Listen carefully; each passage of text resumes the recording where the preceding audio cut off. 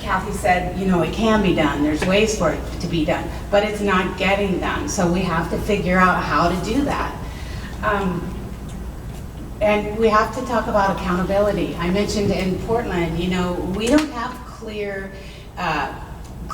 and concise expectations of our tribal council, of our tribal members, of our employees. And we don't have clear and concise consequences for if they don't do something. So we have to look at that. We really have to step up.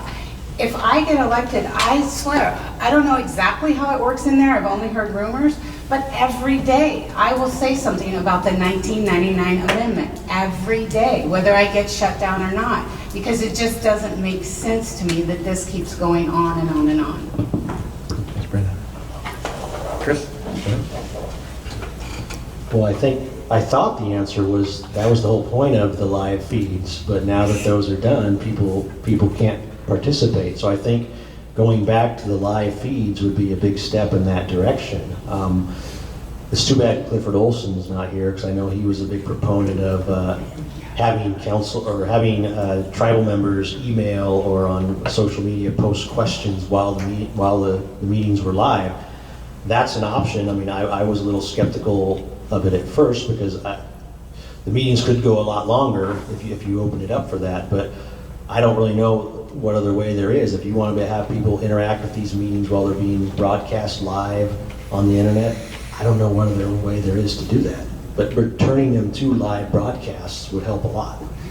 Thanks. Corey or Ann, do you want to address the question? Yep.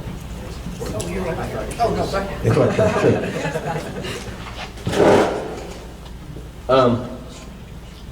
You know, it's just like, I mean, there's been a lot said up here already about it. It's hard to add to it because it's really good what everybody said, but you know, I still think it goes back to council policing their own and holding each other accountable, and it is, you know, going to be hard for a lot, you know, people to do that and stand their ground, and you know, it is what it is. People are going to make decisions and do things that we don't agree with, no matter what, but you know, it's how we carry ourselves is what dictates who we are.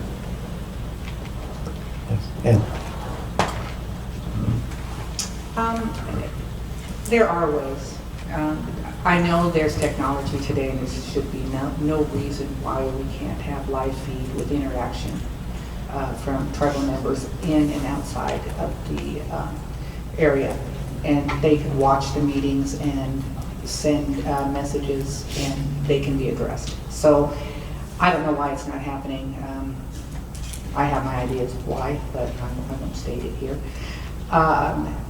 And also, Kathy brought up a good point, and that's the ethics ordinances. It seems like these ethic ordinances have been changed to a manner where there's an ethic ordinance, but there's actual loopholes to ensure that nobody gets held accountable. So they need to be readdressed, and I just think that's part of the big problem, why the membership is not getting information. Okay, thanks, Ann. So another question, go ahead. Well, I actually just had a follow-up on this topic, but maybe this is more of a question for Kathy, but can someone actually just clarify why it was stopped, why they stopped recording them, and was that something that was voted on, or did it just all of a sudden stop? And if we wanted to get them recorded again, does a vote have to happen to get them the recording? I'm just curious, like, what's the process that actually happens? Like, why did they stop, and then to get them started again, what would have to happen? Does a vote have to happen, or what occurs? Well, it was voted on, and there was, again, you know, more than 5 that supported not live streaming. I think one of the concerns for tribal council at that time was that they were live streaming and everybody could see everything. I mean, anybody could watch what was happening. And so that was a big concern. You know, as a tribe, you know, it's, people, you know, tribes don't want to air their laundry out in front of a lot of folks in regards to if there's internal strife. And I understand that. But if you're doing things in a professional manner and you're doing things that are up and up and you're doing things that you really shouldn't have a lot to hide, I can understand if it's something that needs to go into executive session, like enrollments or things like that, I understand that. But I don't understand why it has to not be live streamed. I mean, again, and I hope I answered your question, it was voted on and it was voted not to because of basically that. And was that something that was brought to the table by someone on tribal council saying, we will stop doing this? Yeah. Yeah, we had a work session about it. Do you recall what council member pushed for that? I don't remember which one, but I know that it came back. I can't remember. Denise, do you recall? Actually, I brought the topic up with our IT people were in there, and I brought up creating a more secured system for tribal members and employees, more secure access, trying to kind of better the system and make it a little more secure. And when I brought that forward, they turned the table on me and decided not to have any live feed. And that was Denise's fault. Well, I was trying to make it a better system. Should have made it look like they're right. I know Tony and I and Kathy and Cheryl were, I do believe, very much against doing that. I do believe there was even some guidance from Public Affairs and Legal not to do that. Yeah. Because it was really a bad timing to do that. It looked like it might have been done for other reasons. But it was still voted on and passed. Okay. So I was kind of like in shock as I sat there and like, you're gonna what? You're kidding me. Okay. But here then I felt bad. I was like, geez, I should have just kept my mouth shut. But, I was trying to make it a better system and like the calling in and, but secured access for the membership. And like I said before, it was, basically they didn't want everybody to see what was happening with us internally. So, but again, that could change, given the right tribal council members that are on there. And why wouldn't we want to be open and transparent? I mean, why wouldn't we want our membership to know everything that's happening? Well, I know that doesn't really happen in the government, the big government, all the time, but there's no reason why if you have a question or that you can't call in or you can't see what's happening by live streaming. So I support that. Okay. 100%. Thanks, Captain. I'm going to give the other candidates an opportunity to kind of talk a little bit about what they'd like to see done. You talked a little bit about it, but is there anything else? Does anyone want to address anything else that you want to try and do to provide greater access to tribal members, greater participation? Give you guys another opportunity since we've been on this topic for a while. Go ahead, Ann. We'll just go down there. I would like to see the live stream come back, and I believe that having some kind of code you put in or something that allows you to access the videos for the tribal membership would be one way of doing it. I like Kathy's idea of maybe recording the work session so we can see what they're talking about and know what's going to be voted on, because right now we don't, like I said earlier, it's a one sentence in a paper and then they vote, and unless you go up and ask and get clarity, you really don't know what they're voting on.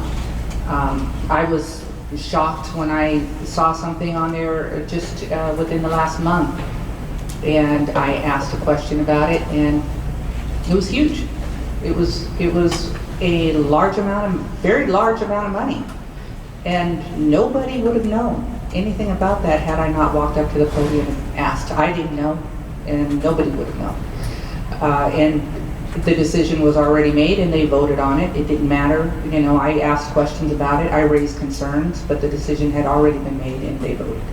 So, but I do believe that we should be able to see those things and recording them and getting the information to the membership. And like I said before, major things, maybe address the fact that the general council has a part in that decision making as well, before not just leave it completely up to tribal council. Okay. Thanks, Ann. Brendan? For several years, I've been talking to different people, tech people, different tribal council about getting a secured video for us with the PIN codes. And I have been told repeatedly that it costs too much. We need a whole new database or a whole new mainframe or, that techie stuff. And that it just costs too much. And so that's the answer that you get. But I think that if everybody started emailing in and asking council, every single person, we want to see these, we need a secure system, and just keep on and not let go of it, I think it would get done. I did want to mention a little bit about the LAC meetings. I've been attending them for the last year as much as I could, and there was something, within the last month where the tribal members wanted to talk in the LAC meeting, and it was a big uproar. It's like, we don't do this. We usually don't. The membership usually doesn't comment, and so it kind of threw them for a loop for a while, and then they figured out that they had to let the tribal members speak. But I do know that the LAC meetings are very lowly attended. There's been times when I'm the only one in there. So that, again, would have to be live streamed too, so people could participate, because I do know a lot of people live out of the area. Okay. Court? Well, the communication, I was told once, nobody runs your business like you. And so basically, as a membership, if you're not aware of what's going on within the tribe, you're not going to be able to have the tools to help your tribe out and do what you can. And vice versa as a leader. If we're not getting the information and everything out to you, then we're not doing our job. And I think that's just, there's really no other way of putting it. Either way, we both have an obligation, to find out the information for the future of our tribe. Not only that, to, go with the information and handle it appropriately. Thanks, Chris. I really think the council should record every meeting they have, if not all of them, at least 95% of them. I've sat through meetings where council members said things that they would deny they said in public, and I think the only answer to that is to make sure there's a record of every single meeting. It was something I pushed for. Obviously, there was not support for it, but it's still something I think the tribe needs to look at. You can keep these recordings, confidential for a few months and then release them to the membership. But if you don't do that, once again, you just call executive session to avoid any sort of transparency at all. I'm probably in the minority about this. I don't really have a problem with our live broadcasts being broadcast on the World Wide Web for anybody to access. We weren't getting the hits on the tribal website when we had a password protected site. So the usage has increased by having it open. I know a lot of people aren't comfortable with that, but I would just point out, when you look around the world, when you look at the governments that go to great lengths to not let the outside world know what's going on in their borders, it's usually governments like North Korea or Turkmenistan. I think people are a little bit too paranoid about what the general public's going to do to this tribe. And I think there's risks that come with transparency. If you want to be more transparency, you're going to have to expose yourself a bit. And I am comfortable with stuff being broadcast to the public. I think a lot of it's about keeping your meetings under control and not letting people create spectacles at the meetings. Yeah, and that transparency might do that, right? People might not disrespect each other if they knew people were watching. Next question. Andy. So I'm going to ask a hard question for you guys. I think that I have 5 candidates in front of me that I think, for the most part, you're saying the things that I want to hear, that there needs to be change. The only way that change is going to happen is for the power structure to change. That's for people who are reasonable, who want to see change and want to see more transparency and want to see accountability, for us to get at least 5 on tribal council that see things that way. And what I'm seeing and hearing from you is that you're all probably in that place that you say, yes, we need this power structure to change. So here's the real question. We're here in the middle of a campaign, in the middle of election season, to figure out how do we change that power structure. And the only way that I see it, and again, it's partisan, there's one side and there's the other. The other side has 5 votes right now, and they vote together, and no matter how much you want to change things, unless that is changed, it's not going to happen. So how do we get 3 of you elected? Because the other side, they have 3 candidates. Their votes are consolidated. They have 3 people to vote for. We have 5, and if you throw Kevin in the mix, we have 6 candidates that our votes are going to be spread amongst.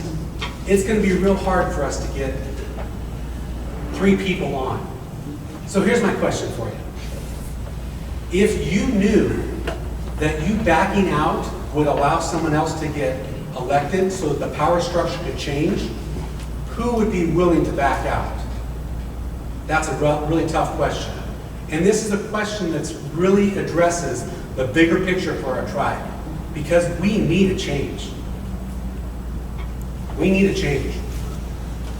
Okay, Ann raised her hand first, so we'll let Ann address the question. Brenda second. Anybody want third? Chris will go third, and we'll have Corey and Kathy come in. Kathy at fourth, and then we'll have Corey then. You're right, that's a tough question, Andy. In fact, it's kind of interesting that you'd ask that question, because I just went through this yesterday. I actually sent a message out to my core supporting team and said, I'm considering throwing my hat in. And I was doing that because I felt my goal is to do the best for the tribe. A lot of tears. Guys, it almost brings me to tears to talk about it now. Because I really think I can make a difference. But I looked at it and said, if we don't get 3 people on, we're not going to get 3 people out. So I got a lot of feedback from several people. And one of the major feedbacks is not only don't do it, but it's too late. Ballots are going out. How would you reach the people that are going to vote for you anyway? And already submitted, are prepared to vote. So with that in mind, I made the decision, well, I'm just going to fight like hell and try and win. So that's how I answer your question. I'm sorry, answer again, because I was filling in what the question was. Sorry. She's going to fight like hell. It's probably too late with ballots going out, you know. Let's go to Brenda. Brenda was going to be second. I didn't know how to interrupt, but I was going to say, could we give her more time? Because I think this question deserves more time. Yeah, if you want more time, you're welcome to have it. Well, no, that was the decision. At the end of the day, I think at this point, otherwise, I was going to back out. Otherwise, for the betterment of the tribe, I was going to bite the bullet. Just because, and not because I think I wouldn't be a great candidate, because I think I am, but simply because I want the power structure to change, because I'm afraid of the way our tribe is, the direction it's going, and I think it's going to get worse. My personal opinion. Brenda. Love that question. I have had conversations about this from the get-go.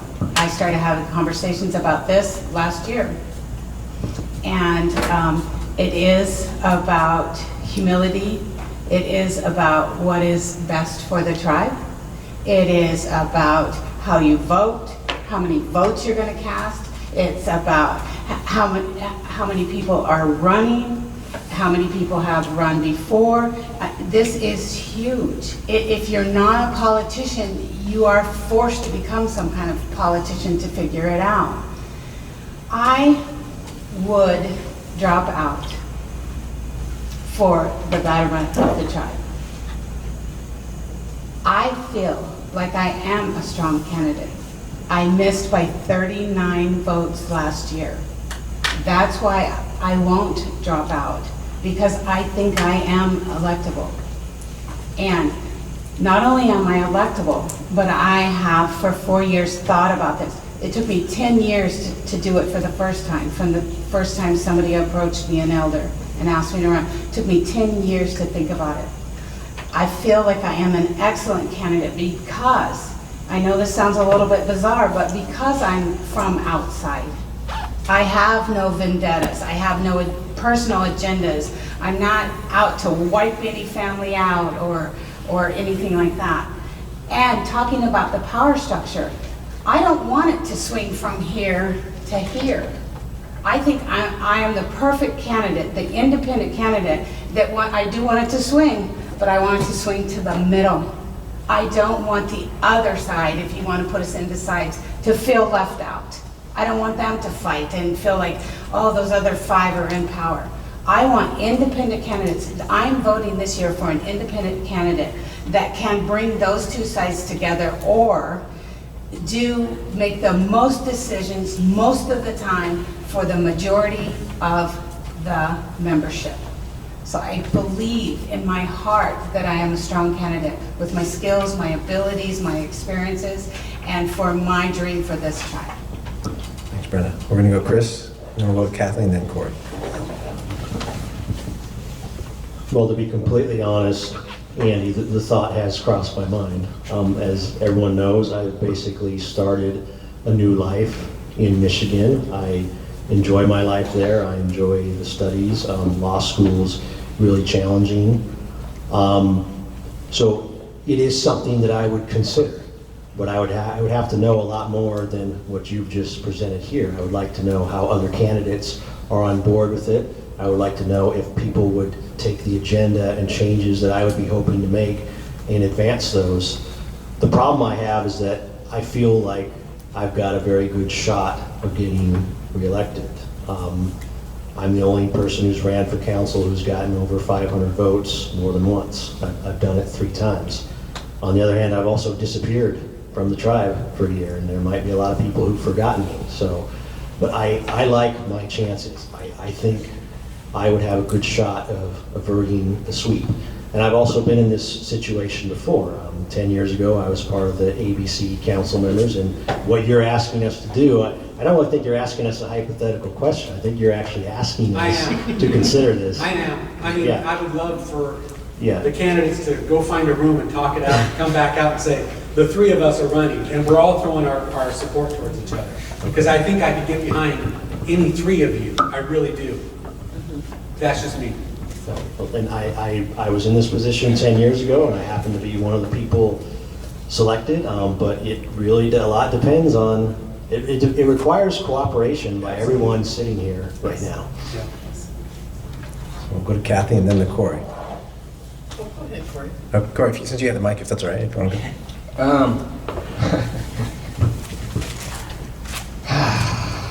You know, this is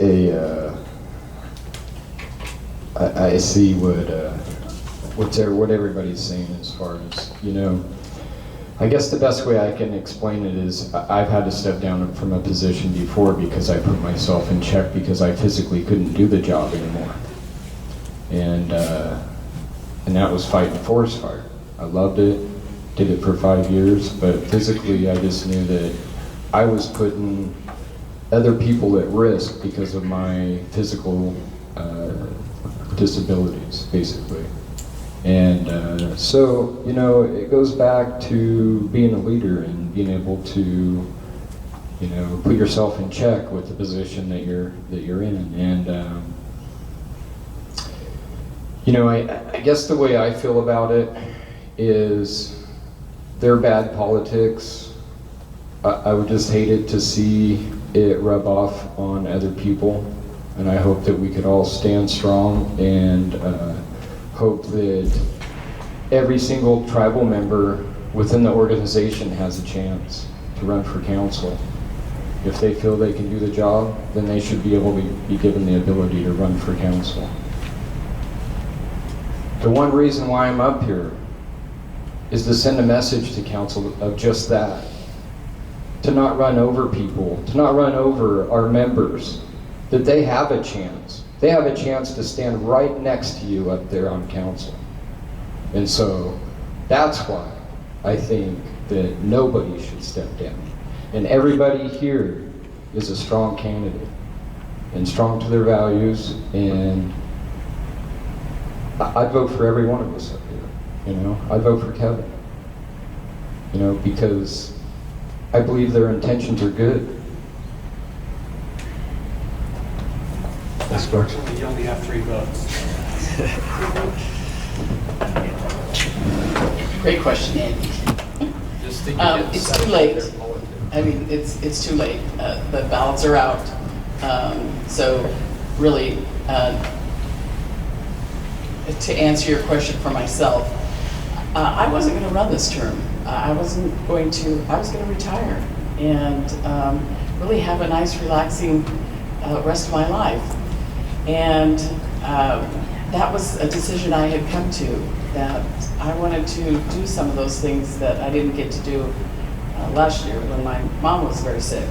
So I thought, this year I'm going to do that, and I'm going to spend some time with my dad. And so for me, and I've said this before, if I win, I win. If I lose, I win. Because, but again, I'm going to go back to what I said before.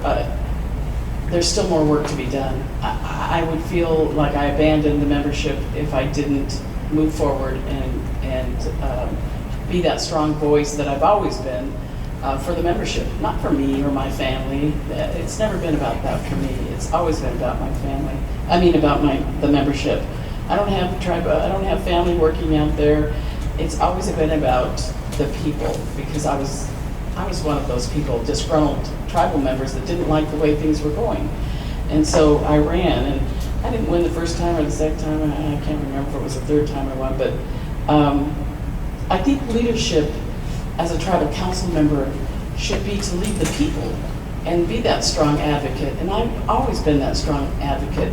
Incumbents always have an upper hand because they've been through this and they know how to run a campaign. But one of the strengths that right now that I feel we don't have is the way that some of the larger families have collectively gotten together prior to ballots getting out and unifying each other. And I think that that's been a struggle for us since the ABCs and the 3Ps ran, that we haven't gotten all of us together and picking a candidate or 3 candidates that are the strongest. So Andy, the question, to get back to your question, would I step down? Yes, I would. If it was for the best for the people, and the people chose 3 candidates, I'd do that in a heartbeat.